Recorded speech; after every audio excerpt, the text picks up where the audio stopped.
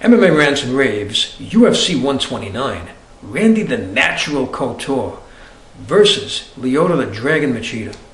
Guys, I think that this is an extremely intriguing matchup because these guys are so different. I mean, you have Machida who relies on the quickness, the speed, the elusiveness, and then he just comes at you at 100 miles an hour when you least expect it, especially when he's trying to counter you. And here you have Randy the Natural Couture, who has made a living off Greco-Roman wrestling, and transcended Greco-Roman wrestling into mixed martial arts, okay? By using the cage to pin his opponent and then work his fighting game. The dirty boxing, putting everything together. What a brilliant fighter Randy the Natural Couture is. So you have these two styles clashing heads. Another great mixed martial arts battle. What could we expect to see? Well, it's going to be interesting because if you watch Lyoto Machida's fights, how many times do you see, if you really analyze them, the fight science, everything involved, when you see guys trying to strike Machida, when they're trying to hit Machida, you see that he can, move away and he's elusive. And when you strike, the science behind boxing, if you really study it, when you're coming forward with a punch, you're not protected because you're exposed.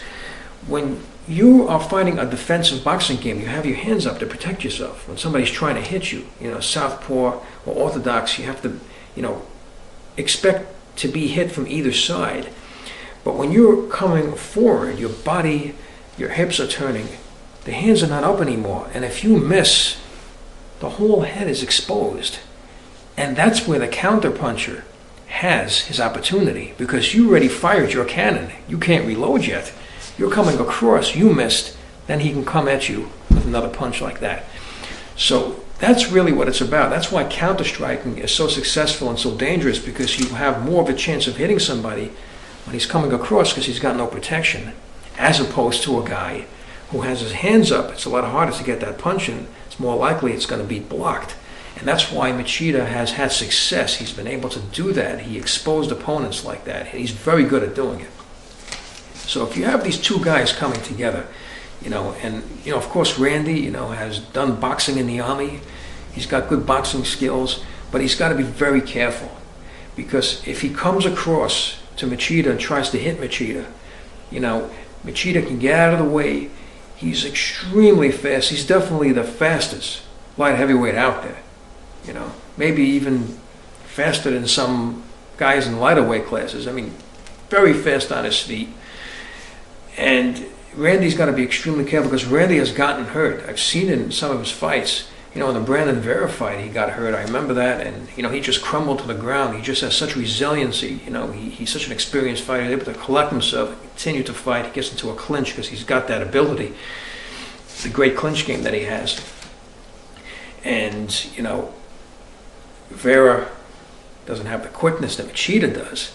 If Machida had Randy in a situation like that, it'll be very dangerous for him, and he can possibly finish the fight over there. So, the point is Randy has to be careful when he boxes with him. I mean, he's got to catch up with Machida. If Machida tries to hit him, he's got to grab an arm, a leg, if Machida tries to kick him or something, and grab Machida and get him up against that cage, walk with him. And what he has to do, here's another point I want to make, when he is fighting Machida, he has to try to corner him in a way to get him close to the cage. Because if he's in the center, then he has to go the full distance to walk with him and clinch with him. And maybe Machida can escape because Machida's a pretty good clincher himself. He's pretty good judo. We've seen him taking guys down. Even, in the second Shogun fight, he took Shogun down twice. He's got a pretty good ground game, getting guys down. Of course, he's not going to be able. I don't see him being able to win a clinch game with Randy Couture. Randy Couture is just too good.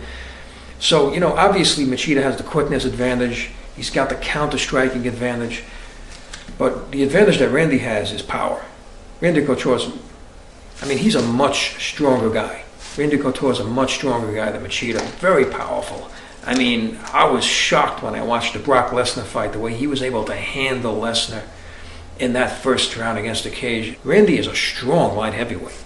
So, you really have to, you have to look at that. It's a combination of strength and amazing Greco-Roman technique.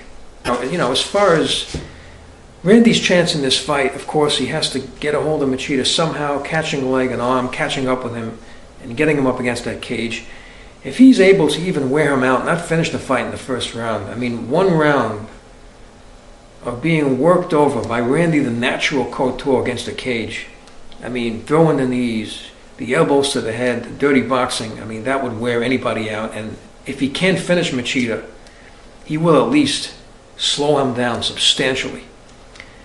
And the biggest part of Machida's game is his speed. You take away his speed, there's a very good chance that you're going to be able to defeat him. And I see this possibly being one of Randy's strategies, to basically get him there, not so much boxing, to get a hold of him and use the cage. I see this possibly being Randy's strategy.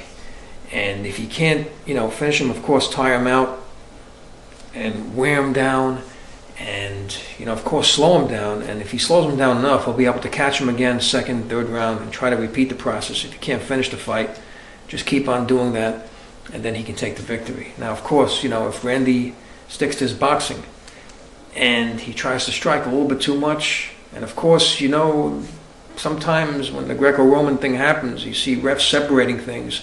And if they separate it and they force it to the center of the cage a little bit too often, sometimes you get these refs that do that. They're more impatient.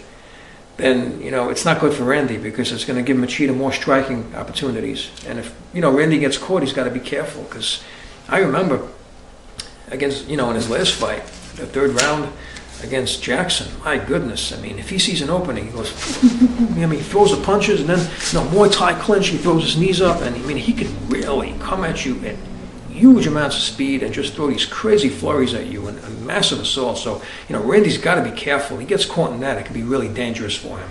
So that's Machida's chance, If Randy throws something at him and misses, that's when Machida looks for his opportunity, gets the counter, and then he can counterattack. So, in that situation, Machida would have a good chance to win.